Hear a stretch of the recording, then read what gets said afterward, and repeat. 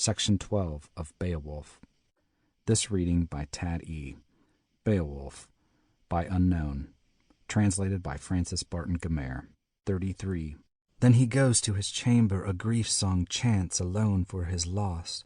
Too large all seems, homestead and house, so the helmet of Weders hid in his heart for Heribald waves of woe. No way could he take to avenge on the slayer slaughter so foul, nor e'en could he harass that hero at all with loathsome deed, though he loved him not. And so for the sorrow his soul endured, man's gladness he gave up, and God's light chose. Lands and cities he left his sons, as the wealthy do when he went from earth. There was strife and struggle, twixt Swede and Geat, o'er the width of waters war arose, hard battle horror when Hrethel died, and Ongen Theo's offspring grew, strife keen, bold, nor brooked o'er the seas, pact of peace, but pushed their hosts to harass and hatred by Hreosnaberg. Men of my old for that feud had vengeance, for woeful war 'tis widely known, though one of them bought it with blood of his heart, a bargain hard for Hathkin proved fatal that fray. For the first of Geats, at morn I heard, was the murderer killed by kinsman for kinsman, with clash of sword, when Ongen Theo met Eover there. Wide split the war helm, wan he fell, hoary Skilfing, the hand that smote him of feud was mindful, nor flinched from the death blow. For all that he gave me, my gleaming sword repaid him at war, such power I wielded, for lordly treasure with land he entrusted me, homestead and house, he had no need from Swedish realm, or from spear Dane folk, or from men of the Giths, to get him help. Some warriors worse for wage to buy. Ever I fought in front of all, soul to the fore, and so shall I fight while I bide in life, and this blade shall last that early and late hath royal proved sense for my doughtiness. Dehreven fell, slain by my hand, the Huggas champion, nor fared he thence to the Frisian king with the booty sack and breast adornments, but slain in struggle that standard-bearer fell, atheling brave. Not with blade was he slain, but his bones were broken by brawny gripe. His heart waves still, the sword edge now, hard blade in my hand, for the horde shall strive. Beowulf spake, and a battle vow made, his last of all. I have lived through many wars in my youth. Now once again, old folk defender, feud will I seek, do doughty deeds, if the dark destroyer forth from his cavern comes to fight me. Then hailed he, the helmeted hero, all, for the last time, greeting his liegemen dear, comrades of war. I should carry no weapon, no sword to the serpent, if sure I knew how, with such enemy, else my vows I could gain as I did in Grendel's day. But fire in this fight, I must fear me now, and poisonous breath. So I bring with me breastplate and board. From the barrow's keeper no foot breath flee I. One fight shall end our war by the wall, as word allots all mankind's master. My mood is bold, but forbears to boast o'er this battle flyer. Now abide by the barrow, ye breastplate mailed, ye heroes in harness, which of us twain better from battle rush bear his wounds. Wait ye the finish. The fight is not yours, nor meet for any but me alone to measure might with this monster here and play the hero. Hardily I shall win that wealth, or war shall seize cruel killing your king and lord. Up stood then with shield the sturdy champion, stayed by the strength of his single manhood, and hardy 'neath helmet his harness bore under cleft of the cliffs no coward's path. Soon spied by the wall that warrior chief, survivor of many a victory field, when foemen fought with furious clashings, an arch of stone, and within a stream that broke from the barrow. The brooklet's waves was hot with fire, the horde that way he never could hope unharmed to near, or endure those deeps for the dragon's flame. Then let from his breast, for he burst with rage, the Weder Geat prince, a word outgo, stormed the stark heart, stern went ringing, and clear his cry 'neath the cliff rocks gray. The horde guard heard a human voice, his rage was enkindled, no respite now for pact of peace. The poison breath of that foul worm first came forth from the cave, hot reeking of fight.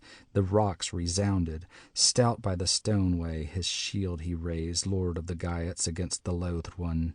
While with courage keen that coiled foe came seeking strife, the sturdy king had drawn his sword, not dull of edge, heirloom old, and each of the two felt fear of his foe, though fierce their mood. Stoutly stood with his shield raised high the warrior king, and the worm now coiled together amain. The mailed one waited.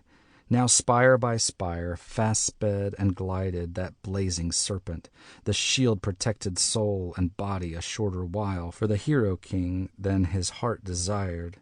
Could his will have wielded the welcome respite but once in his life, but word denied it in victory's honors. His arm he lifted, lord of the Geats, the grim foe smote with atheling heirloom. Its edge was turned brown blade on the bone, and bit more feebly than its noble master had need of then in his baleful stress. Then the barrower's keeper waxed full wild for that weighty blow, cast deadly flames, wide drove and far, those vicious fires. No victor's glory the Geats' lord boasted. His brand had failed, naked in battle, as never it should, excellent iron.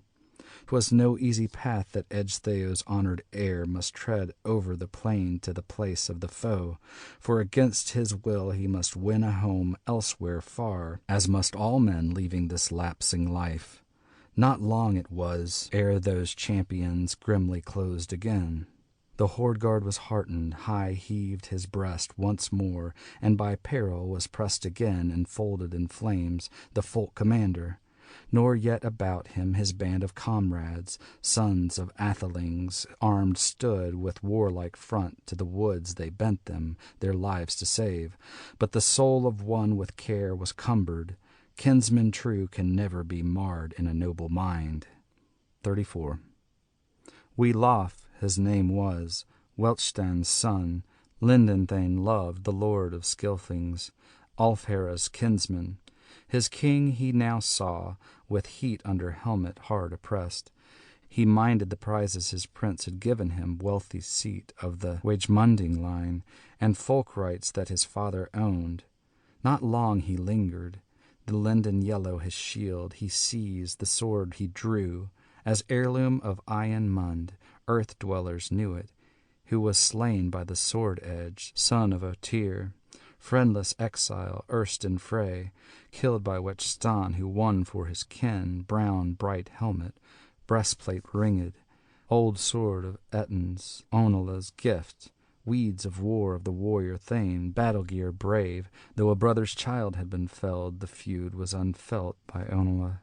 For winters this war gear Wechstan kept breastplate and board, till his bairn had grown earlship to earn, as the old sire did. Then he gave him, mid Geats, the gear of battle, portion huge, when he passed from life, fared aged forth.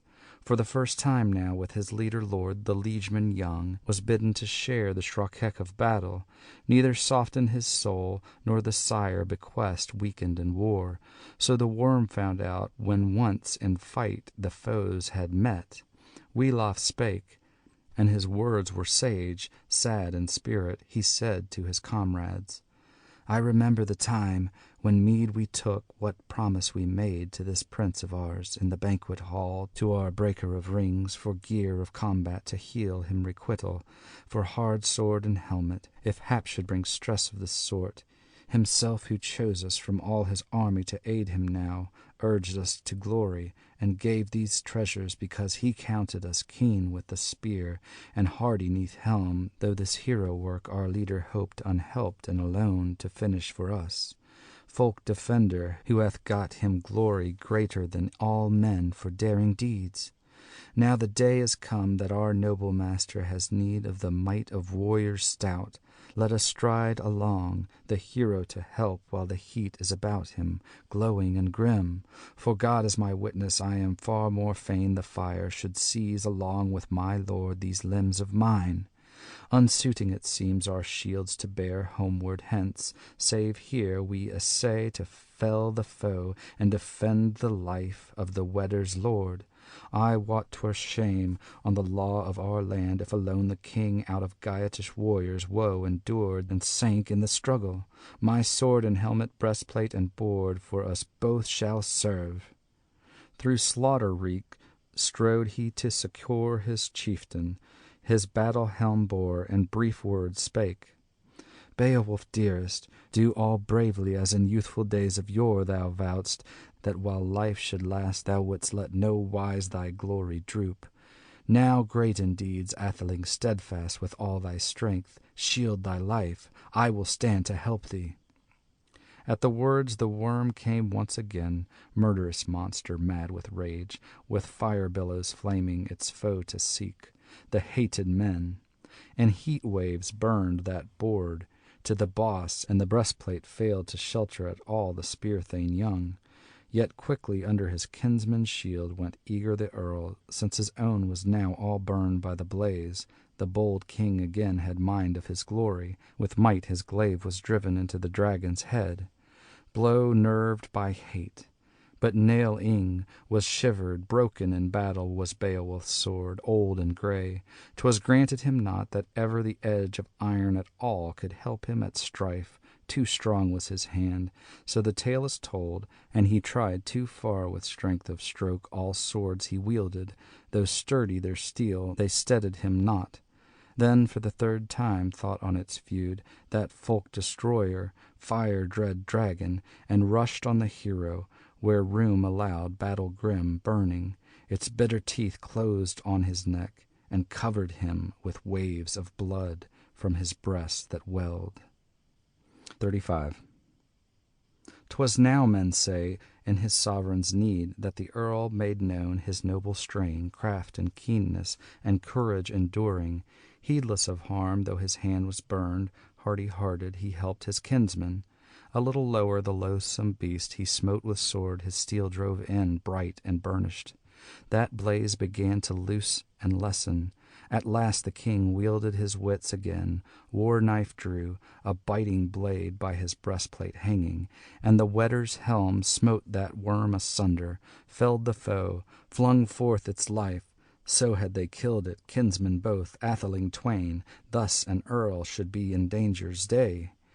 Of deeds of valor this conqueror's hour of the king was last of his work in the world. The wound began which that dragon of earth had erst inflicted to swell and smart, and soon he found in his breast was boiling, baleful and deep, pain of poison. The prince walked on, wise in his thought, to the wall of rock. Then sat and stared at the structure of giants, where arch of stone and steadfast column upheld forever that hall and earth. Yet here must the hand of the henchman peerless lave with water his winsome lord, the king and conqueror covered with blood, with struggle spent, and unspan his helmet. Beowulf spake in spite of his hurt, his mortal wound. Full well he knew his portion now was past and gone of earthly bliss, and all had fled of his file of days, and death was near. I would fain bestow on son of mine this gear of war, were given me now, than any heir should after me of my proper blood. This people I ruled 50 winters, no folk king was there, none at all of the neighboring clans who war would wage me with warriors' friends, and threat me with horrors. At home I bided what fate might come, and I cared for mine own. Feuds I sought not, nor falsely swore ever on oath. For all these things, though fatally found, fain am I. From the ruler of man no wrath shall seize me, when life from my frame must flee away for killing of kinsmen. Now quickly go and gaze on that hoard 'neath the hoary rock we oft loved. Now the worm lies low, sleeps, heart sore of his spoil bereaved. and fare in haste. I would fain behold the gorgeous heirlooms, golden store, have joy in the jewels and gems, lay down softlier for sight of this splendid hoard, my life, and the lordship I long have held. End of section 12.